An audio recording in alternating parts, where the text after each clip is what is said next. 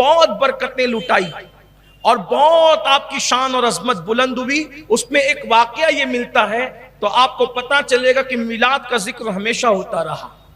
हुजूर अलैहिस्सलाम की विलादत से ठीक 55 दिन पहले, 50 से 55 दिन पहले, यमन का एक बादशाह था जिसका नाम अबरहा था। अबरहा आया और उसने काबतुल्लाह शरीफ को ढाने का प्लान बनाया। मिना और मुजदलफा के दरमियान उसने अपनी फौज रोकी और उसके बाद हाथी लेकर आया। मक्के वालों ने आज से पहले कभी हाथी नहीं देखा था। जब उन्होंने हाथी देखा तो वो डर गए और वो कहते थे ओ ये तो 5 टांग वाला जानवर है, 4 टांग इसके जमीन पे और 5वां टांग उसकी इधर उधर घूमती रहती है। यानी वो सोंड को भी टांग समझते थे, पैर समझते थे। यानी ये हाल था। अरब में हाथी नहीं होता उस दौर में, चूंकि वो दौर जो है वो इंटरनेट का दौर नहीं था। आजकल तो जो मुल्क में नहीं होता वो भी सब लोग देख लेते हैं, तो उस दौर में ये था। और फिर अबरहा के पास हाथियों में एक हाथी था, सफेद हाथी। हाथियों में एक हाथी था, एक किस्सा नहीं है, इस सीरत का बाब है। हाथियों में एक हाथी था, उसका वो सफेद हाथी, और उस हाथी का नाम अबरहा ने महमूद रखा था। वो महमूद नाम का हाथी था और अबरहा का बड़ा वो मुसख्खर किया हुआ था। अबरहा उसके बारे उससे दुश्मनों को बहुत ज्यादा चीर फाड़ देता, मार डालता, बड़े मामलात करता। तो अबरहा ने क्या किया, छेड़छाड़ की।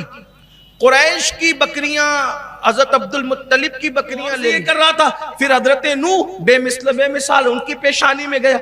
हजरत इस्माइल ज़बा किए जा रहे, छुरी नहीं चल रही है, जन्नत से फिदिया आ रहा है।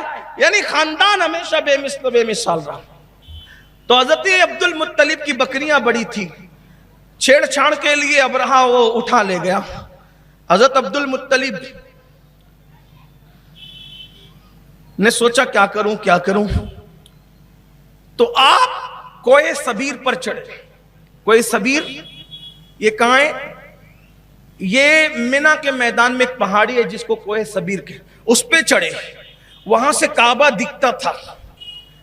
तो काबे को देखा तो आपने क्या देखा कि अपनी पेशानी से नूर निकला और उसने काबे को ढांप लिया। यानी वो नूर मोहम्मदी सदफे गौहरे आमिना में जा चुका था, फिर भी उसकी रानाइयां थी कि वो नूर निकला। और नूर निकल करके हजरत अब्दुल मुत्तलिब कहते काबे को ढांप लिया। हजरत अब्दुल मुत्तलिब आए और फरमाया जिसके सदके काबा बना है वही काबे का मुहाफिज है, बेफिक्र हो जाओ। क्योंकि वो नूर जिसकी बरकतें मैं बचपने से देखता था, उस नूर को मैंने काबे पे चमकते देखा, इंशाअल्लाह कुछ नहीं होगा। और आप फिर गए अपनी बकरियां और अपनी भेड़ें लेने के लिए, अपने जानवर और मवेशी लेने के लिए अबरहा के पास। तो उसके खैमे के पास महमूद खड़ा था। महमूद यानी महमूद हाथी, ठीक, उसने अपने हाथी का नाम महमूद रखा था। तो महमूद हाथी खड़ा था और बड़ा खतरनाक था। अबरहा बैठा है खैमे में, अब्दुल मुत्तलिब आ रहे हैं।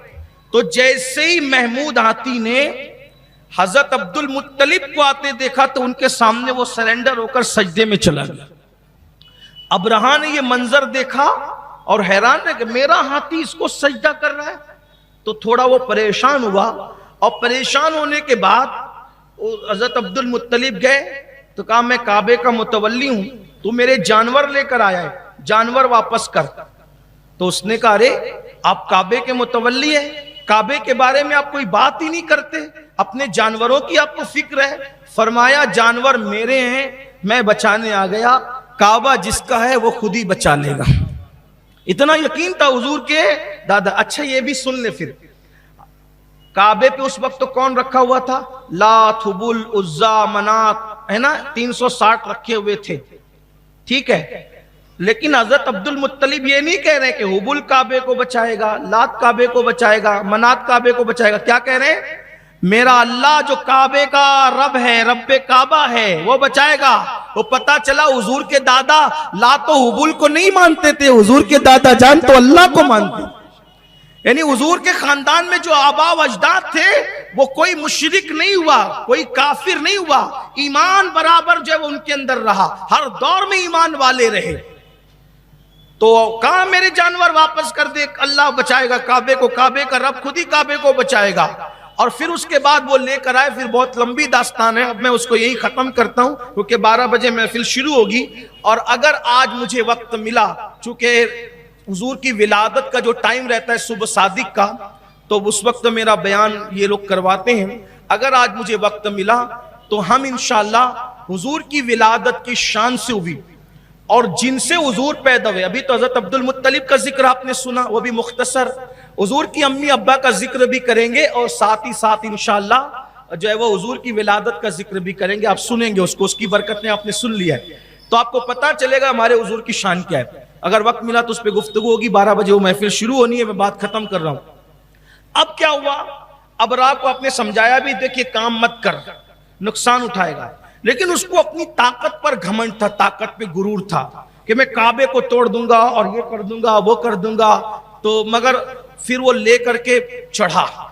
अच्छा एक बात आप सोचें, गौर करना कि अबरहा जब लश्कर लेकर के आया तो अबरहा के फौजी जिस जिस हाथी पर थे तो अल्लाह ने अबाबील का लश्कर भेजा उनको खत्म करने के लिए। पैरों में पत्थर थे, चोंच में पत्थर था, तो जिस पर भी पत्थर पड़ता वो सर को फाड़ते हुए नीचे आता और 2 टुकड़े कर देता, मार डालता। हाथी भी मरते और हाथी पलट के भागते। मगर आपको हैरत होगी कि सारे हाथी वाले हाथी समेत मर गए, मगर अबरहा मरा, अबरहा का हाथी नहीं मरा। अबरहा मरा, अबरहा का हाथी महमूद, पूरे हाथियों में सिर्फ महमूद बचा रहा। वो जो उसका था ना हाथी, सफेद हाथी महमूद, महमूद बचा रहा, सब हाथी मर गए, पूरा लश्कर तबाह हो गया। तो बुजुर्गाने दीन फरमाते महमूद पर तो हाथ, महमूद के ऊपर तो अबरहा बैठा था, फिर अबरहा हलाक हुआ, महमूद क्यों हलाक नहीं हुआ? तो बुजुर्गान दीन फरमाते चूंकि महमूद ने हुजूर के दादा को देखकर अपना सर झुका दिया था तो अजाब आया, मगर महमूद को कुछ नहीं हुआ क्योंकि वो वहां झुका था जहां नूरे मोहम्मदी था। जो हुजूर के दादा के आगे सर झुका दे, इतने बड़े अजाब के माहौल में भी अल्लाह उसको बचा लेता है। अरे जो पूरी जिंदगी मुस्तफा जान रहमत से वफा कर ले, वो अजाब कब्र में कैसे गिरफ्तार हो सकता है, महशर के अजाब में कैसे गिरफ्तार हो सकता है। इंशाअल्लाह यहां भी उसके वारे न्यारे हैं और वहां भी उसके वारे न्यारे होंगे। और कहने वाला कहता है मुझ पे महशर में नसीर, उनकी नजर पड़ ही गई, मुझ पे महशर में नसीर, उनकी नजर पड़ ही गई। कहने वाले इसे कहते हैं खुदा का करना, और मैं उनके दर का भिखारी हूं। फजले मौला से हसन फकीर का जन्नत में बिस्तरा होगा। उम्मीद है आप अपने घरों में आज चरागा करें।